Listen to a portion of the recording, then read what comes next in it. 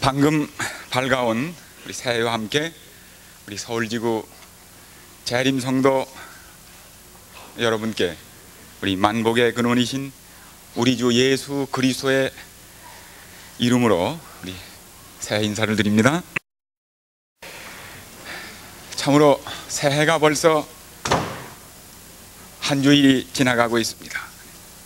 우리는 그리고 뒤의 것을 잊어버리고 앞의 것을 향하여 표대를 향하여 달려가는 우리의 새로운 모습을 오늘 이 첫 번 집회에서 다시 경험할 수 있음을 인하여 감사합니다. 오늘 이 새해를 맞이한 여러분들의 첫 번째 관심은 무엇입니까? 무엇이 여러분의 새해의 첫 번째 관심사였습니까? 저는 새해를 맞이하면서 그 첫 번째 맞이한 당한 제 관심이 12월 31일 날 찾지 못한 제 안경이었습니다. 31일 날 우리 대학교에서 송년회가 있는데 아무리 안경을 찾아도 안경이 없어요. 그래서 다른 사람 안경을 장로님 걸 빌려 쓰고서 송년회를 갔습니다. 다음에 아침 새해가 밝았는데 첫 번째 관심은 안경을 찾는 일이었습니다. 그래서 안경을 찾아야 우리 세 식구가 저 좀 산에 가서 함께 기도하고 그렇게 하기 위해서 가기 전에 저희 셋이 새벽부터 열심히 안경을 찾았습니다. 안경이 없으니까 잘 보이지를 않아요. 정말 상실한 통찰력. 이래서 안 되겠다. 한참 찾다가 어제 31일 날 저녁에 내내 찾았고 또 아침에 계속 찾았는데 찾지 못해서 한참 찾다가 기도 드리자 그랬습니다. 기도. 그랬더니 우리 집사람이 아니 바쁘신 하나님께 그 시시한 안경까지 찾아달라고 기도를 드리면 하나님이 너무 바쁘지 않으시냐고. 그것도 어린애도 아니고 50이나 넘은 사람이 안경까지 찾아달라고 하면 어떡하겠느냐고. 그러면서 아유 하나님도 참 골치 아프시겠다고. 저 50을 넘어서 안경까지 찾아달라고 하니 야 참 하나님 힘드시겠다고 그랬어요. 그래서 하여튼 기도드리자고. 셋이 새해 첫 번 기도가 하나님 안경 좀 찾아주시오. 그 다음에 약속드리는데 올해 제 첫 번 결심은 안경을 절대로 이번에 찾아주시면 다음번부터는 절대로 안 잊어버릴 테니까 안경 좀 찾아주시라고. 앞으로 정말 조심하겠다고 기도를 드렸어요. 우리 집사람이 듣더니 유치원 수준의 기도라고 그러더라고요. 기도를 드리고 났는데 마음이 바로 어제 저녁도 찾았고 아침에도 찾았는데 소파 밑에 쪽으로 많이 가는 거예요. 그래서 우리 아이 보고 다시 거기 좀 찾아보라고 3분 이내에 찾았습니다.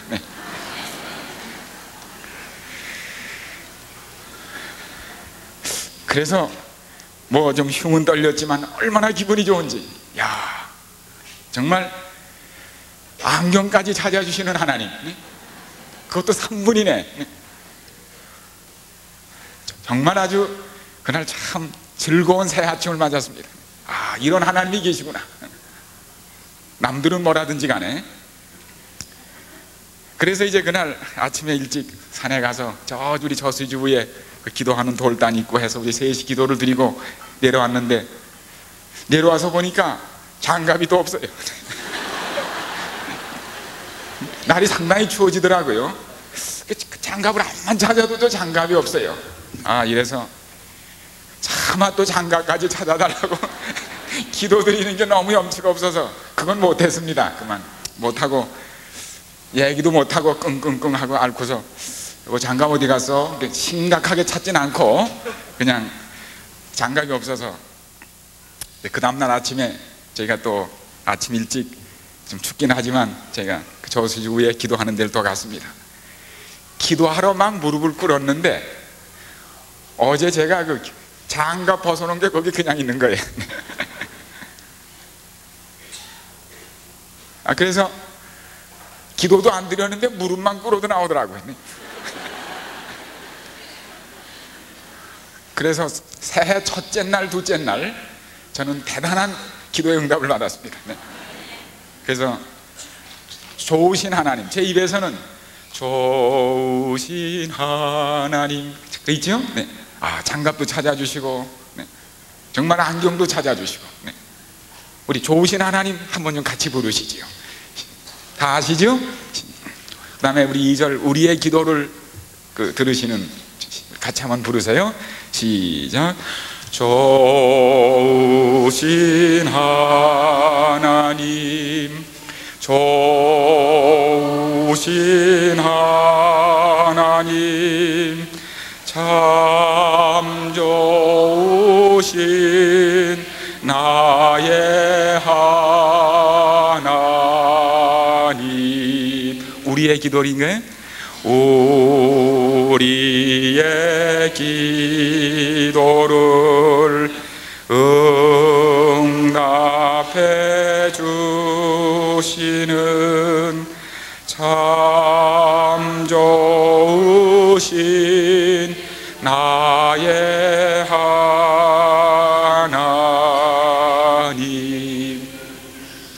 안경과 장갑까지 찾아주신 하나님께서 이 한 해 동안 무슨 도움을 안 주시랴 생각하니 이 한 해가 갑자기 즐거워지고, 네? 참 모든 근심과 걱정이 마음에서 떠나는 걸 느꼈습니다. 네. 제가 위마, 미국에 있을 때 그 위마에 있는 직원들이 스키를 타러 갔는데 자동차를 세우고 그만 눈벌판을 헤매다가 차 키를 잊어버린 겁니다. 잃어버렸어요. 그 눈 많은 데서 키를 잃어버렸으니 집엔 다 온 겁니다. 그 눈에서 어디서 찾습니까? 키를 떨어지면 눈 속으로 들어가는데. 그래서 이 사람이 계속 찾다가, 그분이 간증한 얘기예요. 간증. 계속 찾다가 찾지 못해서 그만 낙심한 끝에 마지막 기도나 드려야 되겠다고 눈 위에 무릎을 꿇었어요. 그랬더니 무릎에 뭐 찔리는 게 있어요. 그게 바로 열쇠였어요. 바로 잃어버린 열쇠 위에다 무릎을 꿇은 겁니다. 정말 하나님께서 기도를, 참으로 기도를 응답해 주시는 하나님이심을 확신하시기 바랍니다. 1999년도 개인적으로, 가정적으로, 교회적으로, 국가적으로 엄청난 문제들이 있을 것입니다. 그러나 기도는 이 모든 것을 해결하는 전지전능하신 하나님의 창고에 우리를 위하여 간직된 그 보화를 여는 모든 대답을 찾아내는 열쇠라는 사실을 확신하시기 간절히 바랍니다. 오늘 저는 이 시간 아주 특별한 제목으로 말씀을 드리려고 합니다. 우리는 어느샌가 새해를 맞이할 때 희망찬 새해라는 말이 사라진 지 오래입니다. 그 말이 이제는 어울리지 않아요. 요새는 희망 대신 격변이라는 얘기를 씁니다. 정말 희망은 이미 사라진 세상이, 오직 알 길 없는 변화만이 우리를 기다리는, 격변만이 우리를 기다리는 긴장되는 새해를 맞았습니다. 오늘 저는 이 희망 없는 시대에 사는 우리의 진정한 희망이 무엇인지에 대하여 저희들이 확신하려고 합니다. 정말 요새는 변화되는 세상으로 말이 표현되지 않아서 대격변의 세상이라. 격변, 이 변화가 이렇게 갑자기 온 것이 아닙니다. 수천 년 동안 밭 갈아서 농사 짓고 먹고 사는 농경 산업 시대가 수천 년간 계속됐습니다. 그러다가 18세기 말 산업혁명이 일어나면서 세상이 갑자기 바뀌기 시작했습니다. 그리고 한 200년이 지난 20세기 후반부터 세상은 급속한 변화를 겪기 시작했는데, 첫 번째는 농업 산업 시대고, 두 번째는 산업 사회 시대고, 세 번째는 20세기 말부터 시작된, 후반부터 시작된 정보혁명이라는 것입니다. 이게 얼마나 이 정보혁명, 정보산업시대, 이게 얼마나 가시적이고 피부에 느껴지는지, 이번 우리 삼육대학이 신설학과로서 이 전산통계와 경영정보, 이 두 학과가 이번에 신설됐습니다. 그런데 지난 주에 마감한 그 입시 경쟁률을 보니까 제일 높은 것이 이 두 과입니다. 정말 거의 10대 1을 안팎으로 하는 제일 높은 비율이 바로 여기에 몰려 있어요. 정말 이 시대가 그러한 엄청난 정보의 변화, 그 시대라는 것을 아주 뼈저리게 느끼게 됩니다. 예측조차 불가능한 변화가, 불확실한 미래가 몰려오고 있습니다. 그래서 누가복음 21장 25, 26절에는 사람들이 세상의 임하리를 생각하고 무서워함으로 기절한다고 했습니다. 너무나 큰 변화, 예측할 수 없는 변화 때문에 사람들이 미래를 두려워하는, 그래서 요새는 퓨처 샥입니다. 미래 충격이라는 말로 이 사실을 표현하고 있습니다. 그러나 우리는 곧이어서 그때 사람들이 인자가 구름을 타고 능력과 큰 영광으로 오는 것을 보리라. 이런 일이 되기를 시작하거든 일어나 머리를 들라. 너희 구속이 가까웠다는 분명한 대답을 가지고 있습니다. 그래서 한마디로 우리의 앞이 불투명합니다. 무슨 변화가 일어날지를 예측할 수가 없습니다. 그래서 불안한 것입니다. 확실하지 않기 때문에 불안한 것입니다. 이런 세상에서 우리가 무엇을 바랄 것인가, 무엇을 소망하고 희망할 것인가. 이 소망이라는 말, 성경에 자주 나오는 소망, 희망이라는 말이 우리 그 히브리 말로는 티크바입니다. 이 티크바라는 말은 그 줄을 길게 이렇게 스트레치 하는 겁니다. 당겨서 뻗치는 겁니다. 즉 내게 없는 것을 바깥에서 얻기 위하여 쭉 줄을, 손을 내미는, 그래서 그걸 끌어들이려고 하는 그러한 행위를 나타냅니다. 그래서 희망이라는 것, 소망이라는 것은 바라는 것이라는 말로, 바라는 것. 이 바라는 사람은 누가 바랍니까? 없는 사람이 바랍니다. 있는 사람은 바라지 않습니다. 없는 사람이 무엇인가를 바라는 것입니다. 그래서 욥기 5장 16절에 보면 그러므로 가난한 자가 소망이 있나니 그랬습니다. 있는 사람은 바라지 않습니다. 없는 사람이 바라는 것입니다. 배고픈 사람이 바라는 것이 있습니다. 먹을 것.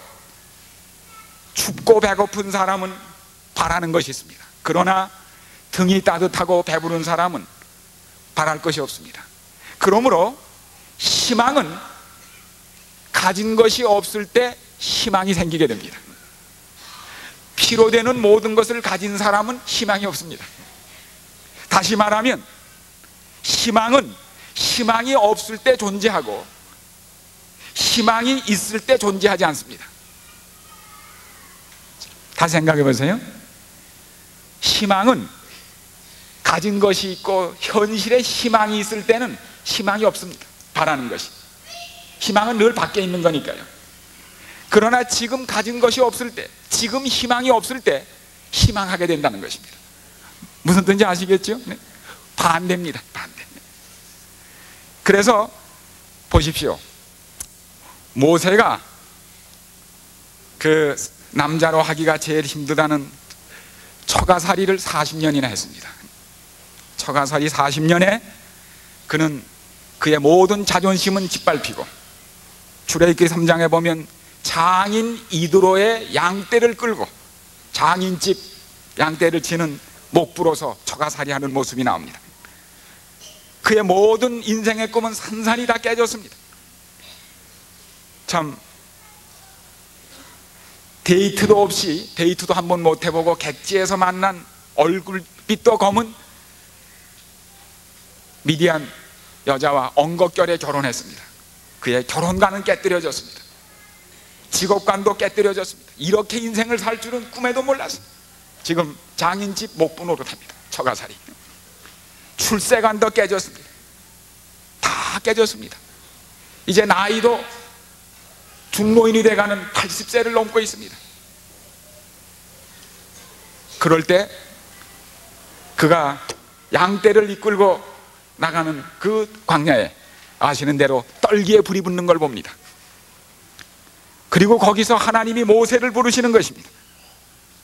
저 고달픈 노역으로 희망이 없어진 이스라엘 백성에게 해방을, 자유를 주라는 부르심입니다.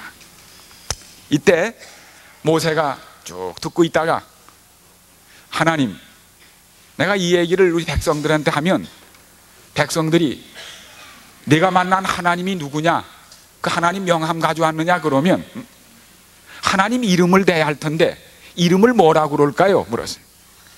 그때 하나님께서 뭐라고 그러셨죠? 스스로 있는 자가 너를 보냈다고 그래라. 그래서 영어로는 I am that I am 그럽니다. 스스로 있는 자. 그런데 그 말의 실제적인 히브리어의 시제는 미래입니다. I will be that I will be입니다. 그걸 우리말로 개념이 안 서기 때문에 그런 표현을 한 것뿐입니다. 다시 말하면 하나님께서는 현실의 모든 것을 빼앗긴 모세에게 아무것도 미래에 대하여 바랄 게 하나도 없는, 현실에 아무것도 없는, 다 부서져 버린, 다 빼앗겨 버린, 그리고 그의 백성은 애굽에서 종살이하는 산산조각이 난 이 백성들의 미래로서 그들 앞에 미래적인 하나님으로 다가오신 것입니다. 참으로 스스로 있으신 하나님은 미래의 하나님으로, 희망으로 모세에게, 이스라엘 백성에게 다가오신 것입니다. 이제 그러므로 우리가 정말 진정한 희망은, 소망은, 이 희망 없는 시대에 진정한 소망은 어느 때 오는 것인가? 호세아 2장 15절. 호세아 2장 15절. 오늘 우리는 아주 중요한 말씀을, 이 희망 없는 시대에 사는 우리에게 진정한 희망이 무엇인지를 그 뿌리부터 저희들이 확인하는 것입니다. 호세아 2장 15절에 보면, 여기 보십시오. 거기서 비로소 저의 포도원을 저에게 두고 아골 골짜기로 소망의 문을 삼아주리니 저가 거기서 응답하기를, 나옵니다. 아골 골짜기를 무엇을 만들어 주시겠다고요? 소망의 문을 만들어 주시겠다. 아골 골짜기는, 아골이란 뜻이 무엇입니까? 여기 나온 대로 환난입니다. 패배입니다. 거기서 이스라엘 백성은 패배했습니다. 좌절했습니다. 범죄했습니다. 희망 없는 아골 골짜기, 절망의 아골 골짜기를 뭘 바꾸시겠다고요? 소망의, 희망의 문으로 바꾸시겠다고 말씀했습니다. 언제 희망이 있게 되는가? 희망이 없을 때, 희망이 그때부터 나타나기 시작합니다. 이 말이 잘 드러난 것이 어딘가 하면 에레미야 애가입니다. 저는 지금 지난번 총회 시에 저희가 위생병원에서 오후에 집회했던 그 집회의 계속을 말씀드리는 겁니다. 에레미야 3장 29절. 에레미야 애가 3장 29절입니다. 여기 보면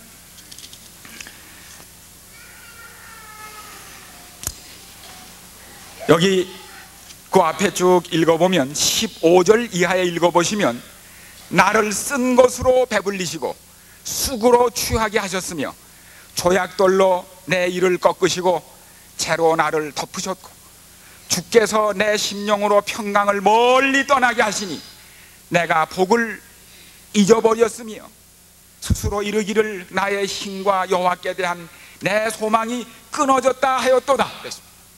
정말 모든 희망이 다 끊어졌습니다. 희망이 하나도 남아난 것이 없습니다. 에레미야가 애가가 어느 때 쓰어진 거 아시지 않습니까? 드디어 예루살렘은 멸망당하고 백성들은 포로로 잡혀가 예루살렘 성전은 잿더미가 된 희망이 없는 때입니다. 쑥물을 마신 때입니다. 잿더미만 남은 때입니다. 여기 보는 대로 소망이 끊어져 버렸습니다. 그런데 지금 아무것도 없어요. 다 끊어져 버렸어요. 다 무너져 버렸어요. 쑥물을 마셨어요. 그런데 보십시오. 내 고초와 재난 곧 쑥과 담즙을 기억하소서. 내 심령이 그것을 기억하고 낙심이 되어나 중심에 회상한 즉 오히려 소망이 있사옴은. 그렇게 됐는데 이제 뭐 생기는 거예요? 그렇게 되니까 소망이 생기는 것입니다.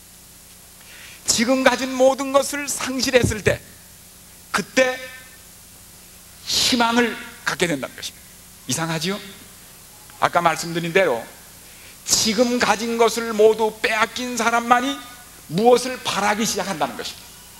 배가 고파진 사람만이 먹기를 바라게 되는 것입니다. 돈을 다 빼앗긴 사람만이 돈을 벌기를 희망하게 되는 것입니다. 희망은 빼앗겼을 때 갖게 됩니다. 여러분 지금 건강하신 분들은 건강에 대한 희망이 없습니다. 왜? 건강하시니까. 그러나 병들면 건강을 빼앗기면 그때부터 무슨 희망을 갖게 되십니까? 건강해야 되겠다는 소망사항이 있는 겁니다. 희망사항이. 이게 그 얘기입니다. 절망했을 때 비로소 소망을 갖게 된다고 하는 놀라운 성경의 가르침을 기억하시기 바랍니다. 그러면서 여기 보십시오. 그는 놀라운 것을 깨달았습니다. 이것이 아침마다 새로우니 주의 성실이 크도소이다. 내 심령이 이르기를 여호와는 나의 기업이시니 그러므로 내가 저를 바라리라. 모든 것을 빼앗겼을 때, 없어졌을 때 하나님만을 바라보는 새로운 희망이 그때 생긴다고 하는 놀라운 사실입니다. 그래서 무릇 기다리는 자에게, 구하는 영혼에게 여호와께서 선을 베푸시는도다. 사람이 여호와의 구원을 바라고 잠잠히 기다림이 좋도다. 그러면서 언제 희망을 갖게 되는가? 여기 보십시오. 29절 입을 티끌에 댈지어다. 흙입니다. 입을 흙에다라는 것입니다. 혹시 이게 영어로 if so입니다. 혹시 그렇게 하면 희망이, 소망이 있을지로다. 어떻게 하면 희망이 생긴다고요? 입을 어디다 대면요? 흙에다가 대면 희망이 생긴다는 겁니다. 이게 무슨 뜻입니까? 입을 티끌에 댈지어다. 그러면 희망을 갖게 될 것이다. 입을 흙에 댄다는 말은 자기를 흙과 똑같이 여긴다는 얘기입니다. 흙과 똑같아지만 뭘 의미합니까? 죽는 걸 의미합니다. 희망이 없음을 얘기합니다. 여러분, 기도 드릴 때 어떻게 드리는 줄 아세요? 기도 드릴 때 어떻게 기도 드립니까? 눈을 감습니다. 손을 못 씁니다. 그리고 엎드립니다. 이게 무슨 자세인 줄 아세요? 죽는 자세입니다. 옛날 히브리 사람들이 드리던 전형적인 기도가 입을 흙에 대고 눈을 감고 엎드리는 자세는 이게 죽음을 의미합니다. 우리는 기도 드릴 때 우리 자신이 너무나 낮아져서 전지전능하신 하나님 앞에 죽음의 자세를 취하는 것입니다. 그래서 너는 흙이니 흙으로 돌아가라는 그 말씀의 의미를 모습으로 보이는 것입니다. 그때 우리에게 무슨 힘이 이르러옵니까? 우리를 다시 창조하시는 하나님의 재창조의 능력을 응답을 통하여 경험하는 것입니다. 왜냐하면 고린도전서 15장에 나온 대로 부활은 누구만 부활할 수 있습니까? 죽은 사람만이 부활합니다. 그래서 사도 바울은 부활하기 위하여 나는 날마다 죽는다고 그랬습니다. 죽은 사람만이 부활합니다. 죽지 않은 사람은 부활하지 않습니다. 사도 바울이 자신을 날마다 죽는 경험을 한 것은 부활을 경험하기 위하여 그렇게 한 것입니다. 우리가 지금 죽었다고 예수님 오실 때 다 부활하는 거 아닙니다.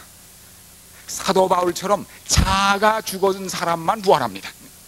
몸이 죽은 사람이 다 부활하는 것이 아니고 자아가 그리스도 안에서 죽은 사람만이 그리스도와 함께 부활한다는 사실을 기억하시기 바랍니다. 목숨이 끊어졌다고 부활하는 거 아닙니다. 자아가 죽지 못한 사람은 결단코 부활하게 되지 않는 것입니다. 그래서 이게 뭔가 하면 아주 중요한 진리입니다. 이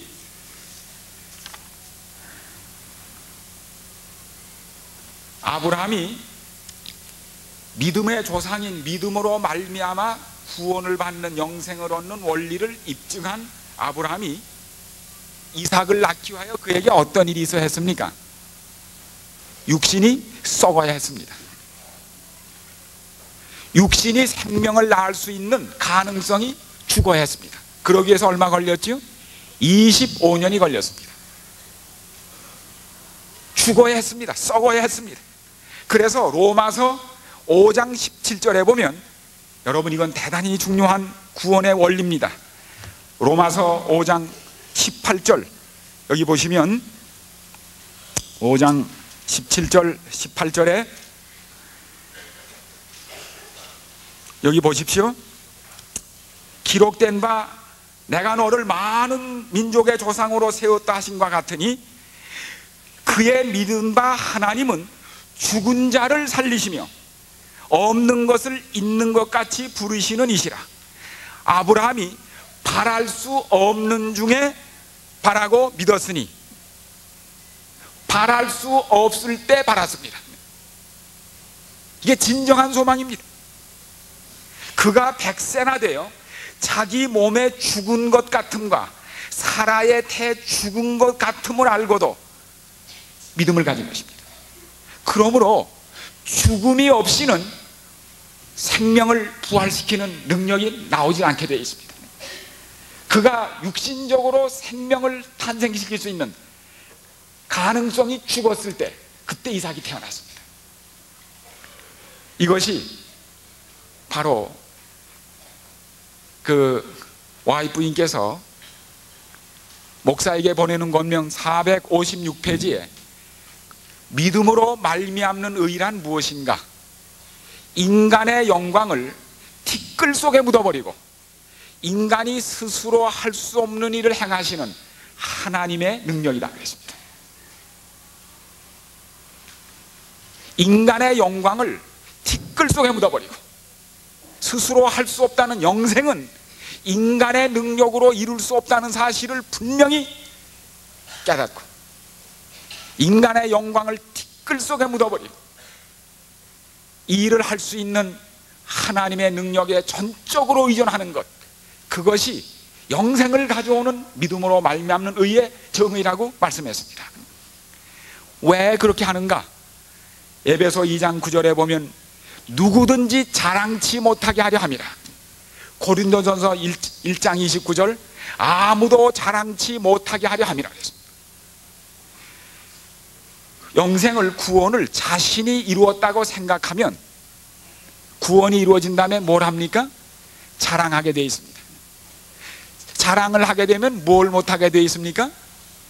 하나님께 영광을 돌리지 않게 됩니다. 왜? 자기가 했다고 자랑하니까. 그래서 세천사의 기별인 요한계시록 14장 6절 7절에 심판하실 때가 이르렀으니 하나님을 두려워하며 그에게 뭘 돌리라고요? 영광을 돌리라. 하나님께 온전한 영광을 돌리자면 자식에게는 절대로 영광을 돌려서는 안 됩니다. 즉 자랑할 것이 없어야 합니다. 그래서 아브라함이 이삭을 낳아놓고도 자기가 낳긴 했지만 자기의 능력으로 낳은 것이 아니기 때문에 이삭에 대한 영광을 온전히 하나님께 돌릴 수 있었습니다. 그러므로 바로 왜 사람이 자신을 티끌처럼 여겨야 하는가? 그렇게 되지 않으면 하나님의 영광이 드러날 수 없기 때문이라는 사실을 기억하시기 바랍니다. 이것은 너무나 중요한 사실입니다.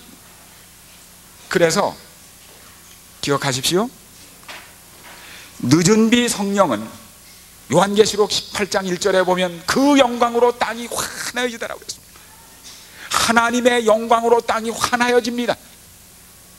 그러므로 늦은 비 성령을 받을 사람은 자기에 대하여 무엇이 없는 사람이에요? 자랑할 것이 없는 사람이어야 합니다. 중요한 말씀입니다. 자기에 대하여 자랑할 것이 있는 사람은 늦은 비 성령이 임하지 않습니다. 왜요? 늦은 비 성령까지 임하면 뭐 할까요? 하나님의 영광으로 땅이 환하해지는 것이 아니고 제 자랑으로 땅이 환하해질 것입니다. 자기 영광으로. 절대로 그런 일은 없을 것입니다. 그리하여 우리 여기 예언의 신에 기록된 대로 늦은 비 성령은 겸비한 좌우에 내린다는 사실을 기억하시기 바랍니다. 자기 입을 티끌에 대고 인간에게 소망이 없음을 확신하는 사람에게 소망이, 구원이 주어진다는 사실을 기억하시기를 간절히 바랍니다. 이것은 대단히 중요한 일입니다. 결단코 자아가 죽지 못한 사람, 자아를 드러내려는 자랑할 것이 있는 사람에게는 영생이, 늦은 비 성령이 경험되지 않는다는 사실을 뼈저리게 확신하시기를 바랍니다. 그런데 여기 우리가 그러면 우리 성경에 보면 아주 우리 특이한 사실을 저희가 보게 되는데요. 여기 시편 23편에 보면, 여러분 시편 23편 잘 아시죠? 23편이 무슨 성입니까? 목자의 시입니다. 목자의 시. 오늘 저희들은 단순한 한 집회라기보다 이 소망에 대한 근거를 확신하는 이 말씀 저희들이 좀 깊이 있게 나누려고 생각하는데, 우리 특별히 이 문제에 있어서는 우리 유대인 교수로 우리 앤드루에서 가르치고 계시는 듀칸 박사는 유대인으로 이 희망에 대한 놀라운 유대인의 경험을 한 분으로서 이 말씀의 아주 깊은 깊이를 저희들에게 제공해 주고 있습니다. 시편 23편 3절에 보면 평상시에는 그가 나를 푸른 초장에 인도하세요. 그럴 때 하나님은 어디 계시나요? 인도하려면 하나님이 어디 계시나? 여호와께서 우리 앞에 계십니다. 네, 그때는 하나님이 우리 앞에 가십니다.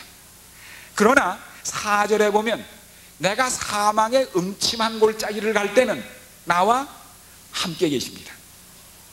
어려움이 없고 위험이 없을 때는 앞에서 인도하시고, 사망의 두려운 음침한 골짜기를 갈 때는 어떻게 하세요? 나와 함께 가십니다. 그 다음에 이러한 경험을 겪게 되면 6절에 보면 이런 경험 후에 나의 평생의 선하심과 인자하심이 정녕 나를 따르리니, 그래서 따르리니. 그때 하나님은 어디 계시나요? 뒤에 계세요. 이상하죠? 앞에 계시다가 같이 계시다가 그 다음엔 어디로 가세요? 뒤로 가십니다. 참 이상한 얘기. 그런데 여러분, 하나님이 우리에게 말씀하실 때 앞에서 말씀하시나요? 옆에서 말씀하시나요? 뒤에서 하시나요? 그거 생각해 보셨어요? 이게 우연한 일이 아닙니다. 하나님이 말씀하실 때 꼭 방향이 있습니다. 이사야 30장 21절에 보면 어디서 말씀하신다고 그랬어요? 이사야 30장 21절 어디서 말씀하신다고요? 너희가 우편으로 치우치든지 좌편으로 치우치든지 내 뒤에서 말소리가 내게 들려 이르기를 이것이 정론이 너희는 이리로 행하라. 어디서 말씀하세요? 뒤에서 하십니다. 특별히 우리가 길을 잃고 헤매고 어려울 때는 언제나 뒤에서 하십니다. 자, 이게 사실인가 또 보세요. 요한복음 21장, 요한복음 21장에 예수님이 부활하신 날 아침, 막달라 마리아는 이른 새벽 눈이 퉁퉁 분 채로 하도 울어서 귀에 이명이 나는 그 아침에 무덤에 갔습니다. 예수님 무덤을 갔어요. 갔더니 무덤이 어떻게 됐습니까? 빈 무덤입니다. 그는 무덤에 앉아서 목 놓아 울었습니다. 정말 예수님의 무덤이라도 있어야 과거를 회상하며 살 텐데, 그분의 사랑을 회상하며 텅 빈 자기의 마음을, 공동을 채울 텐데 무덤마저, 시체마저 없어진 겁니다. 그가 올 때, 여기 보세요. 여기 16절에 보면은 21장 여기 보면 사람이 내 주를 가져다가 어디에 두었는지 내가 알지 못함이니이다, 이 말을 하고 뒤로 돌이켜 예수의 서신 것을 보나 예수인 줄 알지 못하더라. 예수께서 가라사대 여자여 어찌하여 울며 누구를 찾느냐 하시니 마리아는 그가 동산직인 줄 알고 가로되 주여 당신이 옮겼거든 어디 두었는지 내게 이르소서. 이거 보니까 예수님이 어디서 말씀하셨어요? 예수님의 음성을 들으러 돌이켰어요. 뒤에서 하셨습니다. 이상하죠? 왜 뒤에서 말씀하실까?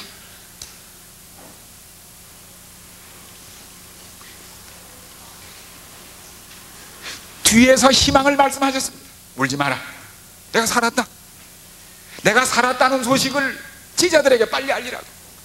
희망은 앞에 있는 것이 아니라 어디에 있어요? 뒤에 있는 것입니다. 우리의 앞에 있는 희망이 없을 때, 전망, 앞전자 전망이 어두울 때 하나님은 어디에서 말씀하세요? 뒤에서 말씀하십니다. 여러분, 다가오는 세상이 앞이 어둡고 불투명합니다. 앞에는 희망이 없습니다. 우리가 바라보는 세상엔 희망이 없습니다. 이럴 때 하나님은 어디서 말씀하십니까? 뒤에서 말씀하십니다. 자, 우리 하나만 더 보십시오. 요한계시록 1장입니다. 요한계시록 1장.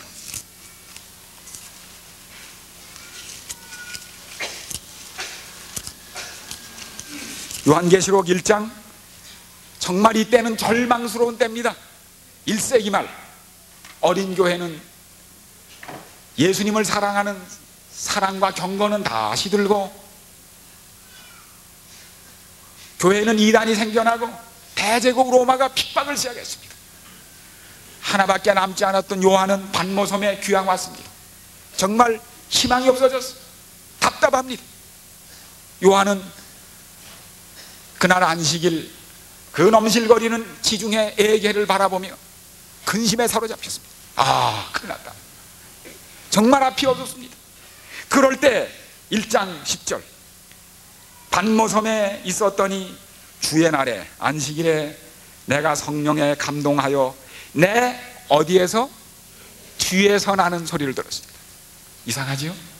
이게 우연한 게 아닙니다, 여러분. 언제나 앞이 어두우면 하나님은 뒤에서 말씀하십니다. 사랑하는 여러분, 우리 앞길은 어둡습니다.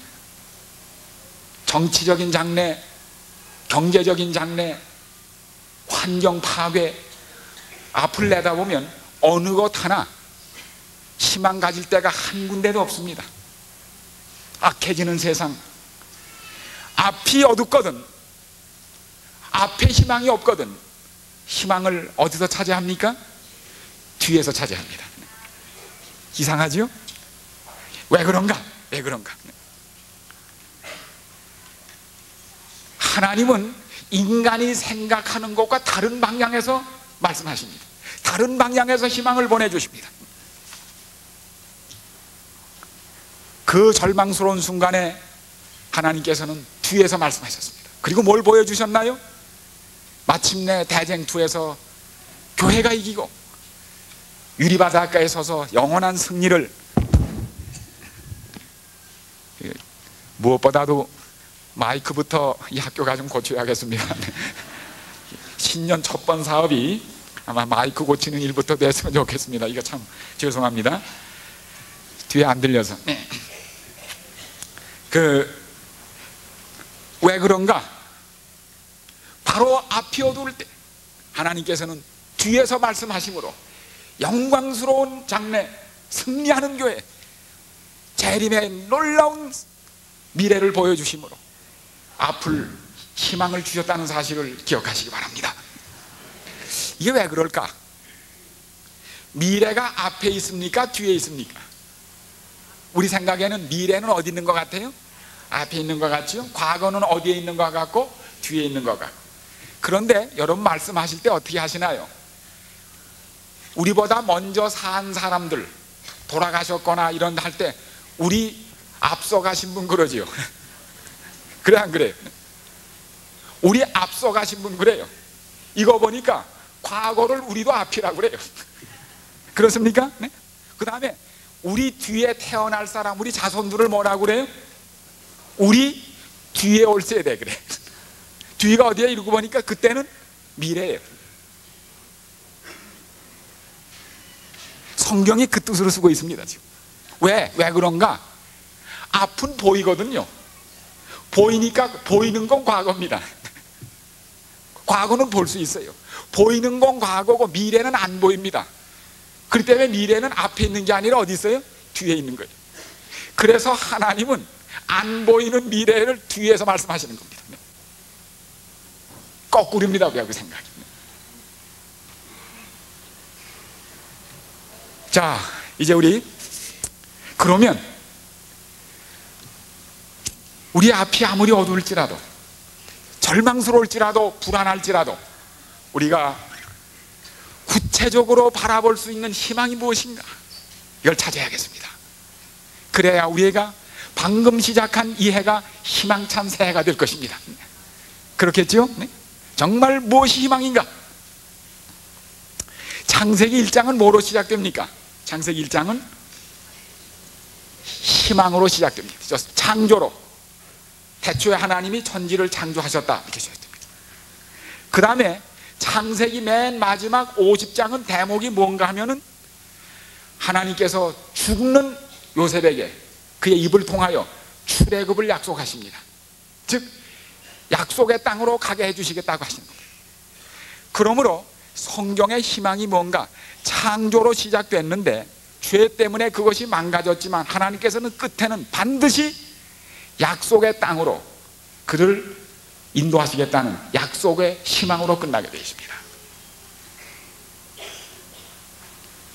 이사야 1장에 보면, 이건 구약 전체가 그렇습니다. 모든 책이 다 그렇습니다. 이거 시간 없어서 제가 하나하나 말씀을 못 드리는데요, 모세오경 전체가 그렇습니다.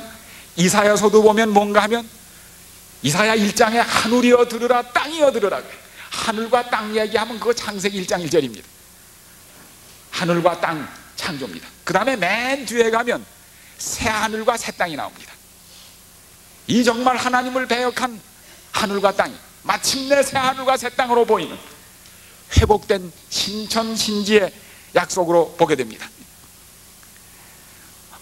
구약 성경의 시작은 뭐라고요? 창세기 1장 창조입니다. 그 다음에 구약 성경의 맨 마지막인 말라기 4장에 보면 거기 뭐 나옵니까? 여호와의 날이 온다고 그랬습니다. 여호와의 날은 초림이고 동시에 재림입니다. 구약 성경도 재림을 말씀했습니다. 자, 요한이 쓴 책이 요한복음입니다. 거기 1장 1절에는 창조하신 하나님 얘기가 나옵니다. 그러나 그 성경의 맨 마지막 책인 요한계시록 22장에 보면 뭐 나옵니까? 아멘 주 예수여 오시옵소서. 뭐로 끝납니까? 재림입니다. 그리하여 성경 전체가 창세기는 창조로 시작되고 긴 죄악의 역사가 계속된 다음에 맨 끝에서는 뭡니까? 예수님의 재림과 하나님의 나라가 임하는 것으로 끝납니다. 이게 모든 성경을 가득 채운 하나의 공식입니다. 그러므로 이 역사의 모든 단계의 맨 마지막에는 하나님의 창조의 이상이 이루어져서 다시 이 땅에 예수님이 재림하시고 죄의 모든 흔적이 사라지고 영원한 하나님의 통치가 계속되는 하나님의 나라가 이 땅에 임한다는 확신으로 우리에게 주신 것입니다. 그래서 이러한 희망을 온전히 깨닫고 가진 백성이 누군가? 창조로 시작돼서 재림으로 끝나는 이 놀라운 희망, 그들이 바로 누군가요? 제7일 안식일 창조입니다. 예수 재림 신자들입니다. 창조에서 재림으로 끝나는 것이 성경의 전체입니다. 그러므로 이 세상에서 가장 완전하고 확실한 희망을 가진 사람은 누굽니까? 창조와 재림으로 이어지는 놀라운 구속의 진리를 깨닫고 있는 제7일 안식일 예수 재림교인 여러분과 저임에 대해서 확신하시기 바랍니다. 이게 히브리서 11장에 보면 믿음이란 무엇인가? 자, 이 사실이 너무나 중요합니다. 히브리서 11장에 보면 믿음은 바라는 것들의 실상이요 보지 못하는 것들의 증거라고 그랬습니다. 바라는 것의 기초는 믿음입니다. 믿음이 있어야 바라는 것입니다. 희망의 밑에는 뭐 있어야 돼요? 믿음이 있어야 합니다. 믿음은 뭘 믿는 것이냐? 우리는 믿음으로 모든 세계가 하나님이 지으신 것을 믿는다고 그랬어요. 그러니까 기초가 뭡니까? 창조. 이 창조를 믿는 믿음 위에 뭐 서 있습니까? 희망이 서 있는 것입니다. 창조를 믿어야 희망이 있습니다. 왜요? 재창조하실 수 있는 하나님만이 우리에게 생명을 다시 주시고 죄로 망가진 세상을 다시 일으켜 세우시는 하나님이시기 때문에 이러한 우리의 믿음이 확고한 기초가 되는 것입니다.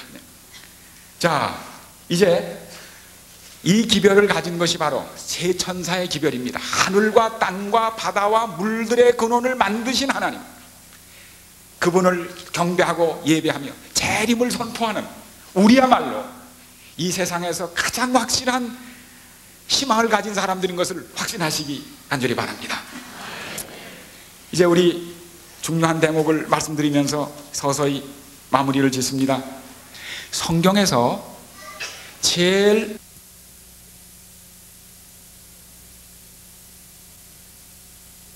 그게 세상에서 제일 아름다운 노래라고 그러는데, 왜냐하면 그 내용이 무슨 노래인가요? 사랑의 노래입니다. 그런데 유대인들은 수십 세기 동안 예수님 당시까지 이른 안식일이 시작할 때 아가서를 암송한 것입니다. 이상하죠? 그 많은 책 중에 아가서를 유대인이 암송을 한 거예요. 그게 문헌에 나옵니다. 근데 아가서를 읽어보면 그 내용이 무엇입니까? 두 사랑하는 연인들이 뭐 하는 거예요? 서로 대화하는 겁니다. 서로 대화체로 기록되어 있습니다. 아주 애타는 사랑이 나와 있습니다. 근데 왜 유대인들이 안식일에 아가서를 읽었을까? 무엇 때문에? 여기에는 깊은 이유가 있습니다. 자, 창세기 1장에는 뭐이 나옵니까? 하나님이 7일 동안의 안식일 천지를 창조하시고 제7일에 안식하셨다, 그렇게 기록되어 있습니다. 그렇죠? 2장에 보면 1장에 나오는 똑같은 창조 얘기를 반복했습니다. 똑같이 7토막으로. 그리고 제7일에 안식하셨다는 말씀 대신 아담 하와가 결혼했다, 그렇게 기록되어 있습니다. 그래서 안식일과 이 결혼은 같은 자리에 놨습니다. 다시 말하면 안식일은 연합을 표현합니다. 결혼으로 이루어지는 사랑과 행복의 연합. 그래서 유대인들이 안식일이 되면은 아가서로 읽는 까닭은 그것이 거기에 결혼으로 이루어진 연합이 곧 안식일의 뜻이기 때문에 이 창세기에 기초한 신학을 그렇게 나타냈습니다. 그런데 여기 보시면 아가서가 꼭 그렇게 쓰였습니다. 여기 보면 아가서예요. 남자와 여자가 서로 대화하는 것이 7번 나옵니다. 서로 대화하고 대화하고 하나, 둘, 셋, 넷, 다섯, 여섯, 일곱 번째가 아가서 2장 8절과 9절입니다. 거기 보면 딱 일곱 번째입니다. 대화. 그거 세보시면 압니다. 거기 뭐 나오는가 하면 나의 사랑하는 자가 창문 뒤에서 들여다보고 있어요. 문 뒤에서 연인의 집을 찾아온 거예요. 아마 마음으로 나의 사랑하는 자가 창너머로 보고 있는 것입니다. 그 다음에 또 대화가 시작됩니다. 7번 오고 갑니다. 1번, 2번, 3번, 4번, 5, 6, 7번.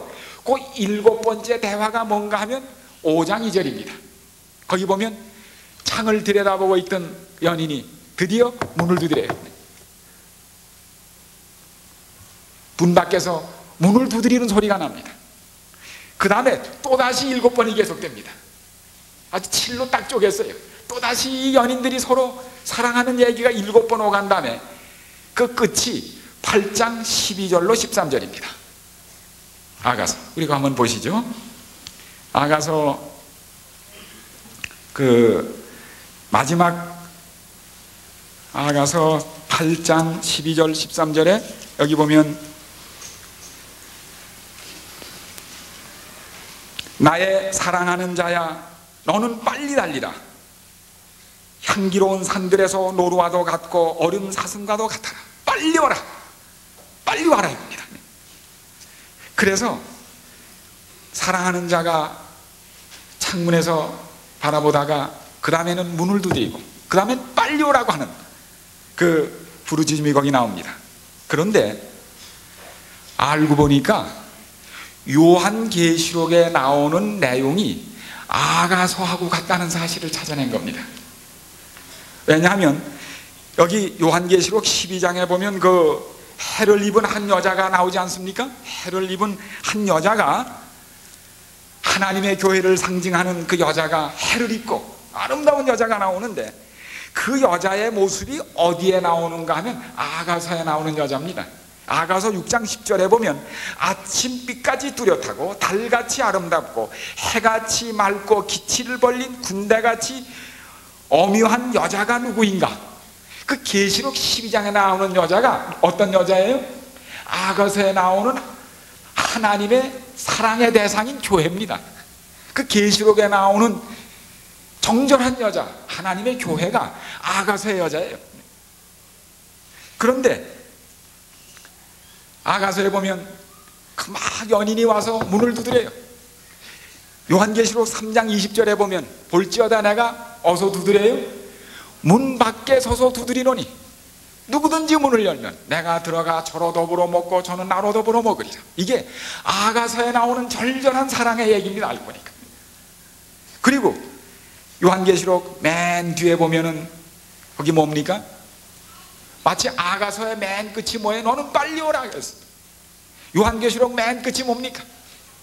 내가 속히 오리라. 내가 속히 오리라. 그래서 아가서와 요한계시록이 같은 내용인 것을 찾아낸 것입니다. 사랑의 얘기, 안식일의 얘기, 안식일의 얘기. 그런데 이 아가서를 보면은 여러분들이 아가서를 읽어보면 이 두 사랑하는 사람이 만나서 같이 살게 됩니까? 그냥 만나지 못한 채로 끝납니까? 두 사람은 결코 이 아가서에서는 만나지 않습니다. 다 상상 속에서 그리워합니다. 막 오는 것 같고 기다리고 그리고 만나지 못합니다. 애타게 그리워하며 점점 다가오면서도 현실의 저는 이루어지지 않은 채 달려오는 곳으로 끝이 나고 맙니다. 그러나 아가서는 달려오는 연인을, 자기를 사랑하는, 자기를 위하여 옷벗김을 당하고 성중에서 매를 맞아 상처를 입은 이 연인을 기다리고 기다리는 사랑의 기다림으로 끝납니다. 사랑하는 여러분이요, 지금 우리는 이 땅에서 바라는 것이 있습니다. 이루어지지 않은 채 기다리고 바라는 것이 있습니다. 그것이 뭡니까? 혼인잔치의 신랑이신 누구를 기다리는 거예요? 예수 그리스도를 기다리는 것입니다. 분명히 올 신랑을 기다리는 신부의 두근거림, 그것이 아가서에 나와 있는 하나님 백성들의 모습입니다. 여러분, 우리가 혼인잔치를 기다리며 속히 오실 우리의 신랑이신 그리스도를 기다리는 이 기다림이 창조로부터 재림을 기다리는 제7일 안식일 예수 재림교인들의 고유한 성서적 확실한 희망임을 기억하시기를 간절히 바랍니다. 이 연인은 자꾸 안으로 들어오려고 했습니다. 문을 두드리며. 사랑하는 여러분이요, 예수 그리스도께서 우리 문 밖에 서서 두드리고 계시는 것입니다. 우리가 그분을 영접할 때 비로소 우리에게는 영원한 행복과 영원한 하늘의 어린 양의 혼인잔치에 참석하는 이 놀라운 행복을 경험하게 될 것입니다. 이제 마지막으로, 그러면 다시 한번 밝아온 새해와 함께 우리가 변함없이 가져야 하는 우리의 희망은 무엇입니까? 앞을 보면 바라볼 거 하나도 없습니다. 아무것도 기대를 걸 수 없습니다. 여론조사를 해봐도 지금 우리 나라가 누구를 나의 지도자로 뽑아야 할지 개념이 다 없어졌어요. 신문 여론조사 보셨죠? 그들은 전씨 노, 노씨 노, 김씨들 노. 사람이 없어요. 기다릴 게 없는 거예요. 저쪽 북한에도 김일성 노, 김정일 노, 다 노야. 미국도 마찬가지, 다 노야. 기다릴 게 없어요. 온 세상이 기다릴 데가 없는, 기다릴 사람이 없는 세상이 되고 말았습니다. 이럴 때 우리는 기다릴 사람이 있는 것을 인하여 감사하셔야 합니다. 아멘. 주 예수 오시옵소서. 우리는 기다리는 사람이 있는 것입니다. 연인이 있다는 사실을 기억하셔야 합니다. 연인. 여기 우리 마지막 부분으로 고린도전서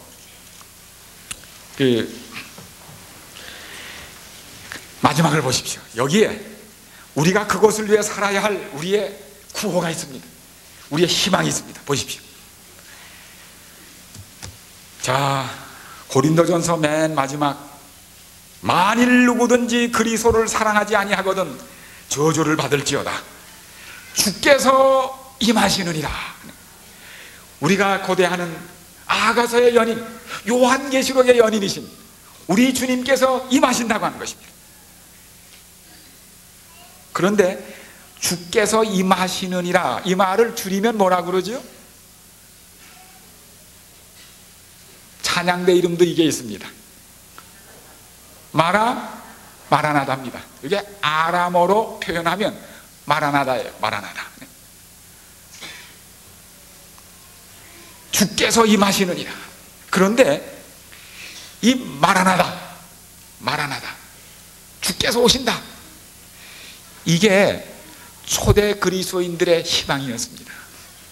이걸 그들이 언제 했는가 하면 그 문헌을 보니까 성만찬이 끝날 때 인사하고 헤어집니다. 마라나다. 그래. 왜냐하면 이 약속을 가지고 있어야 다음 성만찬 때 또 만나는 것입니다. 그동안 그들은 잡혀서 죽을 줄 모릅니다. 그러나 마라나다. 그들은 만날 때마다, 시장에서 만나면 마라나다, 길거리에서 만나면 마라나다. 그들은 마라나다라는 희망을 가지고 살았습니다. 여러분도 그렇습니까? 네? 우리는 재림교인들이에요. 마라나다 교인들인 걸 기억하시기 바랍니다. 주께서 오시. 그런데 보니까 이 마라나다라는 뜻이 세 가지가 있습니다. 세 가지. 보통 주께서 오십니다 하면 오셨습니까? 안 오셨습니까? 지금 오셨어요? 안 오셨어요? 안 오셨어요. 그러므로 The Lord will come, 예수께서 오실 것입니다, 오십니다, 그럽니다. The Lord is coming, 혹은 The Lord will come. 그래야 합니다. 주께서 오십니다. 근데 이거는 그렇게 말해도 됩니다. 예수님이 앞으로 오실 테니까. 그러나 이 문장하고는 틀린 말입니다. 이거는 미래에 오신다는 뜻이 아닙니다. 그렇게 쓰여 있진 않아요. 그렇게 믿는 건 괜찮습니다. 예수님이 앞으로 오시니까. 오히려 이것은 과거입니다. The Lord has come. 주께서 오셨다는 말이 돼요. 아니, 오시지도 않았는데 오신 것인가? 여기 보면 구약에서는, 특별히 구약을 읽어보면 하나님께서 예언을 하실 때 하나님의 임재나 말씀에 대하여 미래에 있는 사건을 과거를 표현해서 쓰십니다. 이걸 예언적 과거라고 해요. 분명히 사건은 앞으로 있을 사건인데 시제는 뭘 쓰는 건 과거를 써버립니다. 그래서 얼른 읽으면 분명히 앞으로 될 일인데 시제는 과거예요. 이게 그겁니다. 똑같습니다. 왜 그런가? 미래는 우리가 믿을 수가 없어요. 무슨 일이 일어날지. 그러나 확실히 아는 건 뭡니까? 과거입니다. 그건 보이는 거예요. 그래서 아예 하나님의 약속과 예언과 재림의 약속은 과거처럼 확실하다는 것입니다. 이미 된 거나 다름이 없어요. 과거는 확실합니까? 확실합니다. 과거는 의심할 여지가 없어요. 왜요? 봤으니까. 예수님의 재림은 과거처럼 확실한 미래라는 사실입니다. 아주 시제를 바꿔놨어요. 이건 미래 사건이 아니라 과거처럼 확실한 미래라는 걸 기억하시기 바랍니다. 이건 기정사실입니다. 우리는 오실지 말지 한 하나님 예수님을 기다리는 것이 아니라 과거처럼 분명한 미래를 기다리는 백성인 것을 기억하십시오. 기억하십시오. 미래는 불확실합니다. 그러나 우리는 과거처럼 확실한 미래를 갖고 계시다는 사실을 확신하십시오. 그것이 예수님의 재림이요 마라나다의 뜻입니다. 마라나다. 예수님이 앞으로 오실까? 그런 마라나다가 아니, 과거처럼 분명한 미래라는 사실을 기억하십시오. 그래서 하나님께서 말씀하실 때 미래는 과거처럼 확실해집니다. 하나님이 하시는 미래 약속은 아예 과거를 써버렸습니다. 그런데 이것은 또다시 마라나다의 뜻은 거기서 끝나는 것이 아니라 뜻이 또 다릅니다. 또 다른 뜻이 있습니다. 여기에 이 나라는 말이 please, 지금 그 뜻입니다. 오 주님 빨리 오셔주세요, 그겁니다. Oh Lord, come, oh Lord, 그 뜻입니다. Please, 제발 좀 와주십시오. 사랑하는 여러분이여, 우리의 소망은 과거처럼 분명한 미래 약속인 것을 기억하십시오. 이것은 동시에 지하 동굴로 피해 다니며 잡히면 죽는 불안한 때를 살던 신자들이 간절한 마음에 매일 나누던 그들의 기도였다는 사실을 기억하시기 간절히 바랍니다. 오 하나님, 이 죄 많은 세상에서, 고난 많은 세상에서 우리를 구원하여 주옵소서. 이제 우리의 소망, 그 소망이 무엇인지 아주 분명하지 않습니까? 우리는 막연한 희망을 가진 백성이 아니라 과거처럼 분명한 재림의 소망을 가진 복된 백성인 것을 기억하시기 간절히 바랍니다. 그래서 우리는 이제 장래에 대하여 두려울 것이 없습니다. 우리의 과거의 역사를 회고함에 있어 현재 우리의 입장에 이르기까지 매 발걸음을 편답해 볼 때 나는 하나님을 찬양하라고 말할 수 있다. 주님께서 무엇을 행하셨는지를 보게 될 때 나는 놀라움과 지도자로서의 그리스도에 대한 확신으로 가득 차게 된다. 우리가 주님께서 우리를 인도하신 길과 우리의 과거 역사에서 그분이 주신 교훈을 잊어버리는 것 외에는 장래에 대하여 아무것도 두려워할 것이 없다. 네. 여러분, 이게 바로 그 뜻입니까? 네. 과거를 인도하신 하나님을 알게 될 때 미래에 대하여 두려움이 없다는 사실을 기억하십시오. 전쟁의 위협, 재난의 위험, 경제, 많은 위험이 우리 앞에 있습니다. 그러나 뒤에서 말씀하시는 하나님, 미래를 과거처럼 확실히 주장하시는 하나님을 확신할 때, 사랑하는 여러분, 두려워할 것이 아무것도 없습니다. 네. 저는 북한에 최근에 큰 변화가 일어나는 걸 봅니다. 그 변화가 무엇인지 조금 있으면 아시게 될 겁니다. 조금 있으면 장로님이 광고를 하실 거예요. 네. 엄청난 변화가 일어나고 있습니다. 그 변화 중에 하나가 뭡니까? 김일성 죽었다는 변화 말고 요새 무슨 변화예요? 배가 고프다는 변화예요. 네. 정말 벌써 아사자가 속출한다는 겁니다. 300만 톤 이상의 쌀이 부족하다는 거예요. 그래서 온 세상에 손을 내밀고 있습니다. 저는 이걸 쭉 보면서 성경을 보게 됐어요.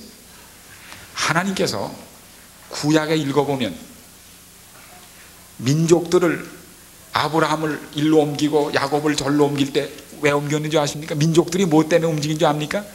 기근이 일어나면 민족의 역사의 변화가 오게 되어 있습니다.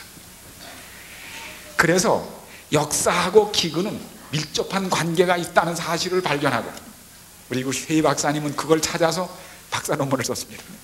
여러분, 북한에 일어나고 있는 저 기근은 하나님께서 어쩌면 마치 구약의 그런 섭리로 어떤 변화를 가져올 계기가 될 수 있을 충분한 여지도 아울러 갖게 됩니다. 여하튼 하나님께서 1996년 이해 이 땅에 남은 유일한 분단 국가인 우리 한반도에 참으로 놀라운 변화를 주셔서 싸우지 않고 이 땅에 평화가 오게 되기를 간절히 바랍니다. 그리고 여러분, 기도드리십시오.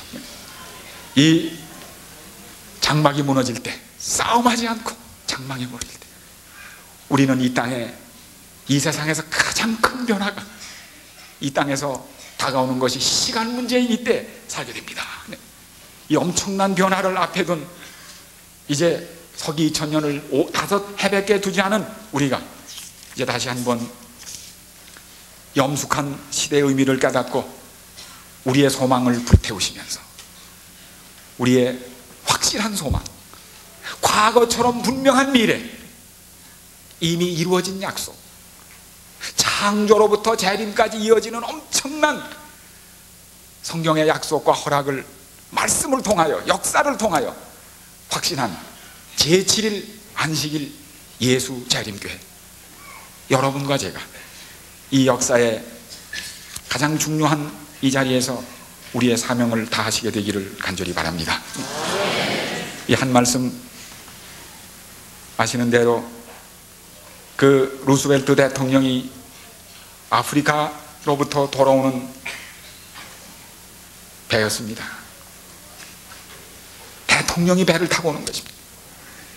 카펫이 깔려지고 그를 출영하는 연주가 펼쳐집니다. 그 배 안의 모든 프로그램은 대통령을 위하여 베풀어집니다. 같은 배 안에는 아프리카에서 평생을 선교 사업을 하고서 이제는 은퇴하여 돌아오는 나이 많은 선교사가 같이 타고 있었습니다. 그는 그리스도를 위하여 일생을 아프리카에서 보내는 동안에 아내가 죽었습니다. 아이들도 열병에 걸려서 변변한 치료 하나 받지 못하고 다 죽었습니다. 그는 처자식을 거기에 묻어버리고 자기 몸마저 늙고 병든 채로 고국으로 돌아오고 있었습니다. 그는 아무도 그를 주목하지 않았습니다. 아무도 그의 업적을 찬양하지 않았습니다. 갈 채도 없었고 묻지도 않았습니다. 그의 얼굴에는 외롭고 쓸쓸한 표정이 가득 찼습니다. 드디어 이 배가 샌프란시스코에 정박했습니다. 다시 한번 대환영이 있었습니다. 그러나 이 나이 많은 선교사를 환영 나온 사람은 하나도 없었습니다.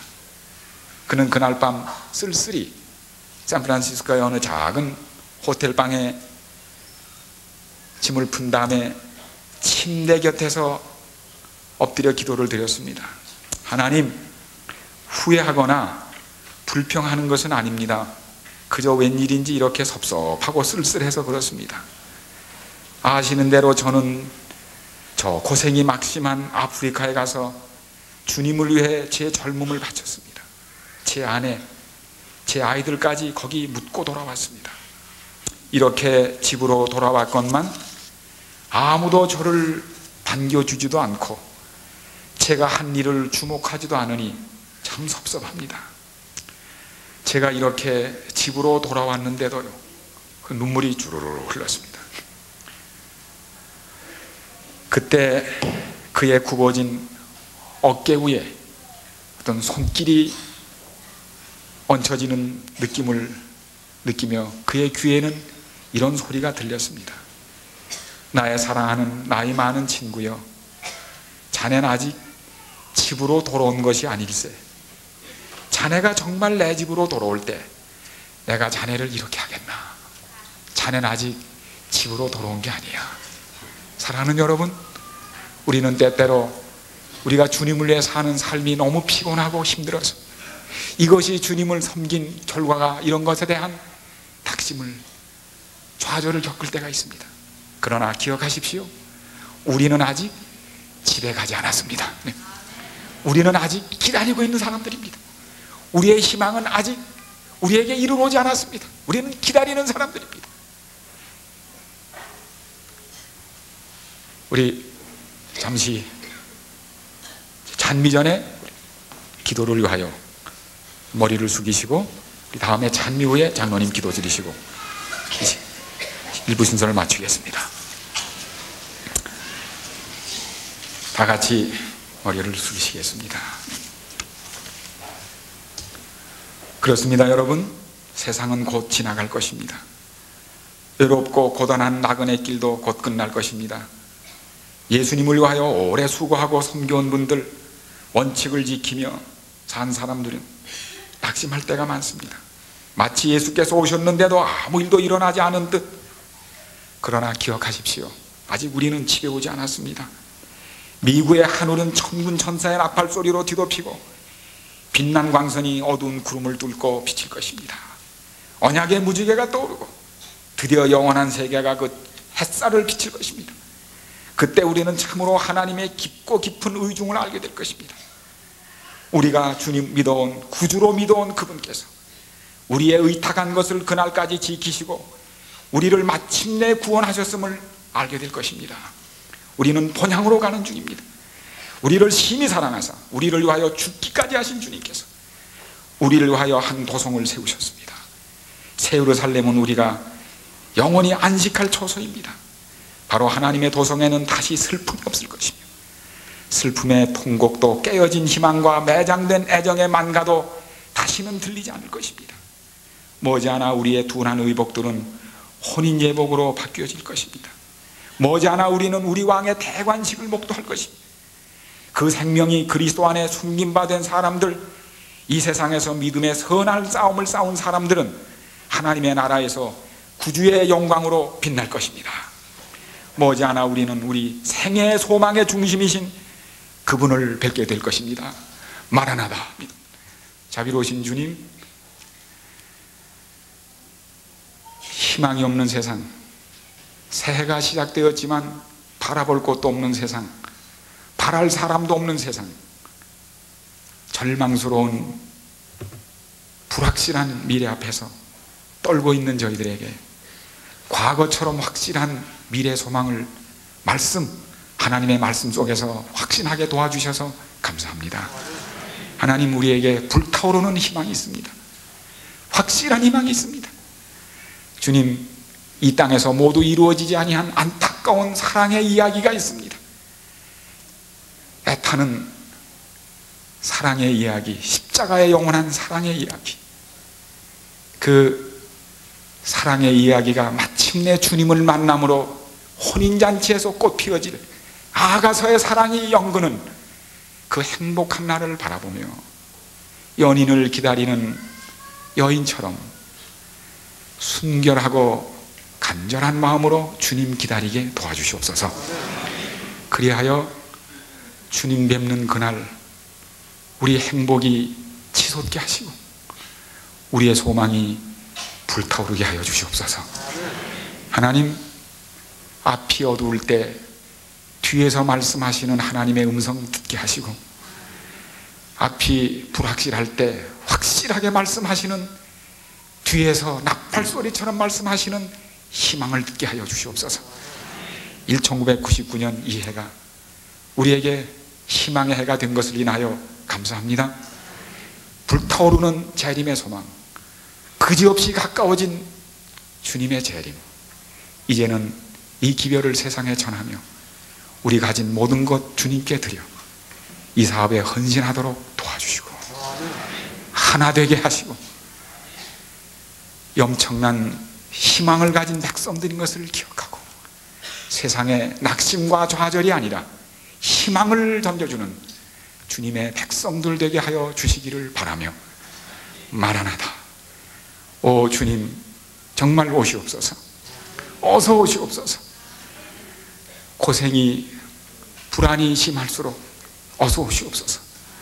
그리하여 2000년이 다가오는 이때 주님, 다가오는 주님의 발자국 소리 들으며 주님, 내가 속히 오리라는 주님의 허락을 가슴에 사무치게 느끼며 재림을 기다리며 일하며 준비하는 진정한 재림 신자가 되도록 우리 모두를 재림의 소망으로 불타오르게 도와주시기를 예수님의 이름으로 간절히 기도드립니다.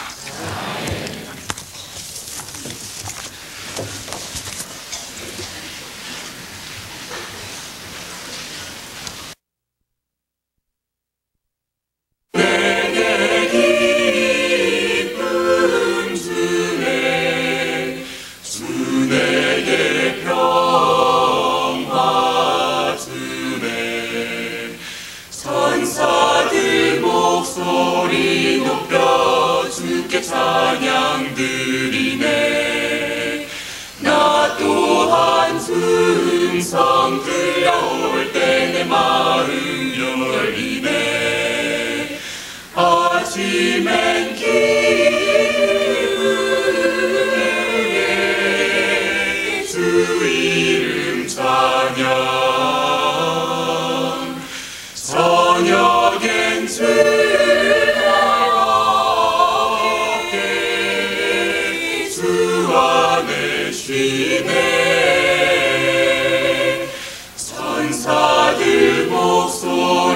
높여 주께 찬양 드리네.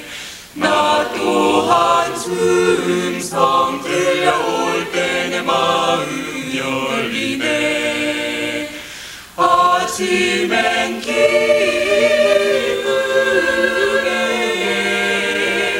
주 이름 찬양. 저녁엔 즐겁게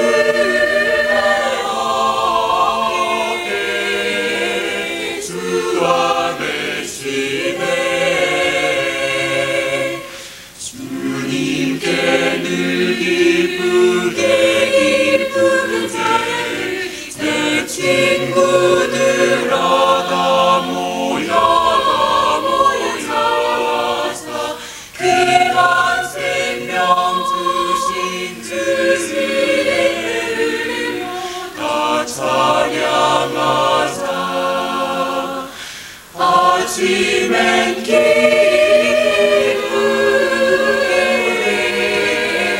주 이름 찬양.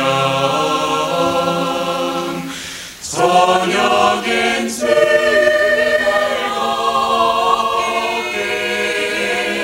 주 안에 쉬네. 아침엔 기쁘게